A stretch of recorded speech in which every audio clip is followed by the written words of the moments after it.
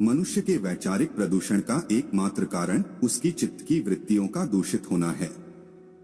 हम सभी अपने स्थूल शरीर के बाह्य कलेवर से परिचित हैं और उसके रोगग्रस्त होने पर उसका उपचार भी तुरंत करना प्रारंभ कर देते हैं, लेकिन अपने मन की दूषित वृत्तियों को जानकर भी उसका उपचार करना हमारे वश में नहीं हो पाता और उसके लिए किए गए प्रयास भी आधे अधूरे ही रहते हैं। इसके कारण मन की वृत्तियां दोष मुक्त नहीं हो पाती और मन की मलिनता भी दूर नहीं हो पाती। बात केवल यहीं तक सीमित नहीं है। मन की ये दूषित वृत्तियां हमारे साथ न जाने कितने जन्मों से हैं और अगले जन्मों में भी साथ रहने वाली हैं, क्योंकि इनका परिष्कार करने की ओर किसी का ध्यान नहीं जाता।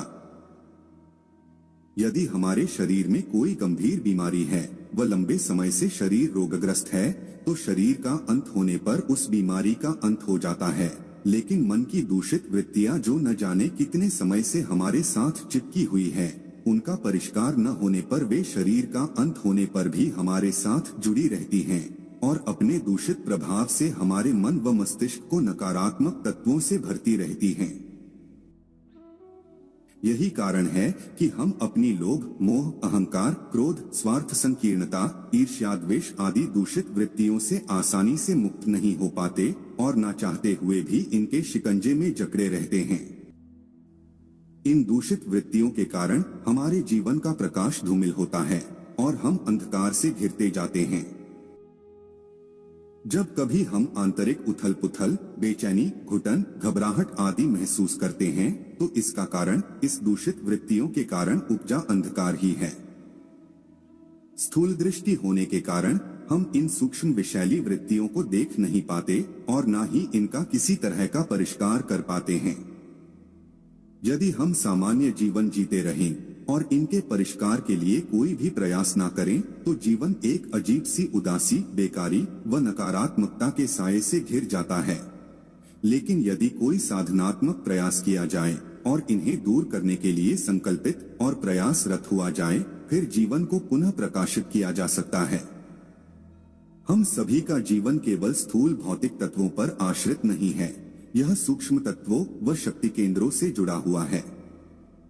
हमारे शरीर में सूक्ष्म चक्र ग्रंथियां व उपत्यकाएं भी हैं, जो स्थूल दृष्टि या माइक्रोस्कोप से भले ही न देखी जा सकें, लेकिन हमारे जीवन को ये प्रभावित करती हैं। इसके माध्यम से हम अंतरिक्ष से प्राण ऊर्जा व प्रकाश धारण करते हैं, लेकिन दूषित वृत्तियों से उपजे जटिल संस्कारों के अवरोध के कारण इन चक्र व ग्रंथियों के मार्ग अवरुद्ध हो जाते हैं, जिसके कारण सूक्ष्म प्रकाश आना बंद हो जाता है और शरीर व मन बीमार रहने लगता है। हमारे जटिल संस्कार इन सूक्ष्म चक्रों व ग्रंथियों के मार्ग में ठीक उसी प्रकार अड़कर फंस जाते हैं, जैसे पानी की बहती धारा में कचरा फंस जाता है और बहने वाला पानी अवरुद्ध होकर वहीं रुक जाता है। ठीक उसी तरह इन चक्रों द्वारा अंतरिक्ष से मिलने वाला प्रकाश इन संस्कारों के मार्ग में आ जाने के कारण अवरुद्ध हो जाता है और हमें घुटन व घबराहट महसूस होने लगती है। यदि किसी व्यक्ति की चित्तवृत्तियां अत्यधिक दूषित हैं, तो उसका जीवन तामसिक वृत्तियों से घिर जाता है और जड़ता का उसके जीवन में प्रवेश हो जाता है। ऐसे व्यक्ति तमोगुणी कहलाते हैं। आलस्य करना, कुछ कार्य न करना, सोचने विचारने की क्षमता न होना आदि तमोगुणी व्यक्तियों के लक्षण हैं। मानसिक रोगी व मंदबुद्धि व्यक्ति इसी श्रेणी में आते हैं। यदि चित्तवृत्तियां थोड़ी मात्रा में दूषित हैं, तो ऐसे व्यक्ति रजोगुणी व्यक्तियों की श्रेणी में आते हैं। महत्वाकांक्षी होना, प्रतिस्पर्धा करना, अस्थिर होना, चंचल होना आदि रजोगुणी व्यक्तियों के लक्षण हैं।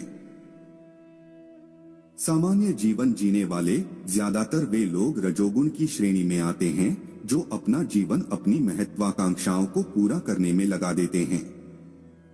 इसके अतिरिक्त एक श्रेणी ऐसे लोगों की भी है जिनकी चित्तवृत्तियों का परिमार्जन व परिष्कार हो गया है। ऐसे लोगों के जीवन में सात्विकता का प्रकाश बहता है। ऐसे लोग अपने शरीर के सूक्ष्म चक्रों व ग्रंथियों के माध्यम से पर्याप्त प्राण ऊर्जा व प्रकाश को धारण करते हैं और स्वस्थ मानसिकता का जीवन जीते हैं। इनका जीवन उच्च चिंतन व शुद्ध भावों से सराबोर रहता है व मन स्थिर, शांत व प्रसन्न रहता है। ऐसे व्यक्ति सतोगुणी कहलाते हैं। और अपने जीवन के प्रकाश से दूसरों के जीवन को भी उजालों से भरते हैं। हम सभी के जीवन में सात्विकता का प्रवेश हो, इसके लिए सबसे सरल व सहज मार्ग भगवत प्रार्थना है। इसी प्रार्थना के माध्यम से हम भगवत भक्ति के मार्ग पर आगे बढ़ते हैं और सात्विकता का भी हमारे जीवन में प्रवेश होता है, जिससे हमारे सूक्ष्म चक्रों के अवरुद्ध मार्ग खुलने लगते हैं और उन सूक्ष्म चक्रों द्वारा भगवत प्रकाश का हमारे जीवन में प्रवेश होता है। इस मार्ग पर आगे बढ़ने के लिए मन का शुद्ध व निष्कपट होना बहुत जरूरी है। इसके साथ साथ हमारी जीवन शैली, खान पान, रहन सहन सभी में सात्विकता का समावेश भी होना चाहिए, अन्यथा इस मार्ग पर स्थिर रहते हुए आगे बढ़ने में कठिनाई हो सकती है और व्यक्ति मार्ग से भटक भी सकता है, क्योंकि संसार का आकर्षण उसे ऊपर नहीं उठने देता और लगातार नीचे की ओर ले जाने के लिए प्रयास करता है। इसलिए हमें परमात्मा के प्रति एकनिष्ठ होकर सात्विकता को अपने जीवन का अभिन्न अंग बनाते हुए इस मार्ग पर चलना चाहिए और तब तक प्रयासरत रहना चाहिए जब तक हमारी वृत्तियां परिमार्जित व परिष्कृत न हो जाएं। इन चित्तवृत्तियों के परिष्कृत होते ही हम अपने जीवन में सुखद परिवर्तन महसूस करने लगेंगे और परिष्कृत जीवन के परिणामों से लाभान्वित होंगे। ये बात अवश्य है कि इस प्रक्रिया में बहुत समय लग सकता है, क्योंकि यह व्यक्ति विशेष के साधनात्मक पुरुषार्थ पर निर्भर करता है। अतः अपने जीवन को संवारने के लिए इस मार्ग पर बिना किसी संकोच के हमें आगे की ओर कदम बढ़ाना चाहिए और इसके लिए सतत प्रयत्नशील रहना चाहिए।